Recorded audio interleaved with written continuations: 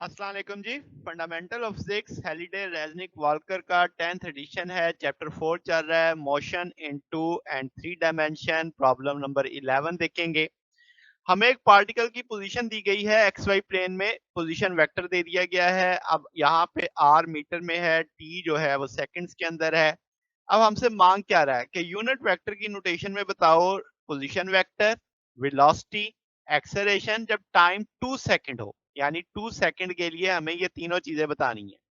फिर सवाल का अगला हिस्सा कि एंगल बताओ पोजीशन वेक्टर का एक्स एक्सिस के साथ और लाइन ऑफ टेंजेंट जब टाइम 2 सेकंड था, यानी कि एक तरह से एंगल बताना है। तो जनाब ये गिवन डाटा है। अब मैं इस पे टी की वैल्यू 2 प्लेस करता हूं। आप देखिए पोजीशन वेक्टर के साथ मैंने आर 2 सेकंड लिख दिया है। मैंने जहां जहां टी आ रहा था उस जगह पे 2 प्लेस कर दिया है। इस सारे को सॉल्व किया जा सकता है। अब सारी न्यूमेरिकल वैल्यूज हैं, यहाँ पे भी सारी न्यूमेरिकल वैल्यूज हैं। कैलकुलेट करेंगे तो 6.00 आई प्लस 106 जे मीटर आ जाएगा। तो ये आपके पास पोजीशन वेक्टर आ गया एट 2 सेकंड।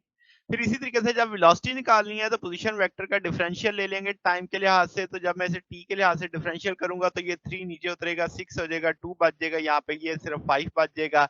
ये खत्म हो जाएगा क्योंकि इसमें टी है ही नहीं, कांस्टेंट हो जाएगा। 4 नीचे उतर के 28 हो जाएगा, तो टी की पावर 3 रह जाएगी। तो ये वेलोसिटी आ गई। अब इस वेलोसिटी को मुझे t2 सेकंड में देखना है, तो मैंने इसका भी साथ t2 सेकंड लिख दिया। जहां जहां t आ रहा है उस जगह पे 2 प्लेस कर दिया। इस सारे को सॉल्व किया तो 19 आई माइनस 224 जे मीटर पर सेकंड आ जाएगा। अब एक्सेलरेशन निकालना है तो जो वेलोसिटी का वेक्टर था उसका टाइम के लिहाज से डिफरेंशियल ले लेंगे। जब टाइम के लिहाज से डिफरेंशियल लेंगे तो 12 T I minus 18 T square J बचेगा आपके पास।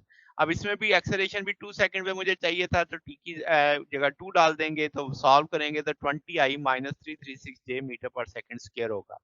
तो तीनों चीजें हमने निकाल ली, यानी A part, B part, C part solve कर लिया। डी पार्ट एंगल था, तो हम कहेंगे कि जो आपके पास पॉजिटिव एक्स डायरेक्शन के साथ जो बनेगा तो हम कहेंगे five equal to tan inverse 224 Y component है। अब आपने जो वाई आपके पास जो कंपोनेंट आया था वेलोसिटी का वो 224 था, और ये अगर देखा जाए फोर्थ क्वाड्रेंट बन रहा है, तो फिर वक्त तो मैं फाइव निकाल रहा हूँ तो 224 को 19 से डिवाइड कर देंगे, टेन इनवर्स उठाएंगे तो 85 डिग्री आ जाएगा।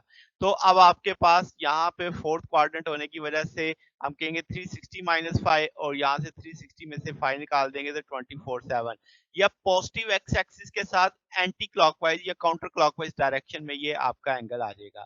तो ये जनाब हमारे पास सोल्यूशन था। अगर आपको इसमें कोई बात पूछनी हो, डाउट हो तो नीचे कमेंट्स में पूछ सकते हैं। वीडियो अच्छी लगी हो तो वीडियो को लाइक कीजिएगा, दोस्तों के साथ शेयर कीजिएगा, चैनल को सब्सक्राइब कर दीजिएगा। अब तक के लिए इतना ही, बकिया इंशाल्लाह हम नेक्स्ट देखेंगे। ओके।